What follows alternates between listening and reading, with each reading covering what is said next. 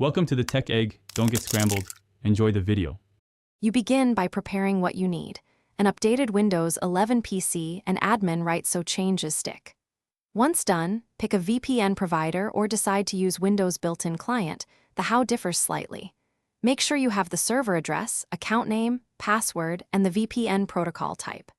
Now open Settings, go to Network and Internet, and click VPN to add a new connection. This starts the configuration flow, so you can enter those details and move to connection steps. Next, add the VPN connection in Settings with practical choices that matter. In the Add a VPN connection form, enter a clear name, the server address, and pick the VPN type. Choose ICAV2 for native security or use the provider's OpenVPN app for advanced options.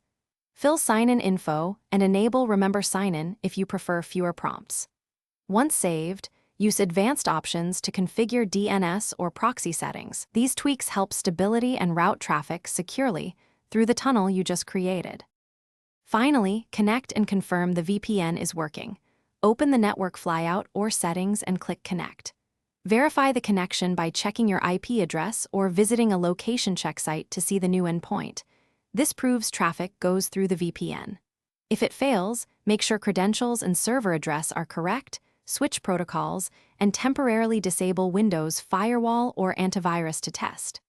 As a last resort, reinstall the provider's app or remove, and re-add the Windows VPN profile to clear misconfiguration. Thanks for watching. Consider subscribing if I helped unscramble your problems.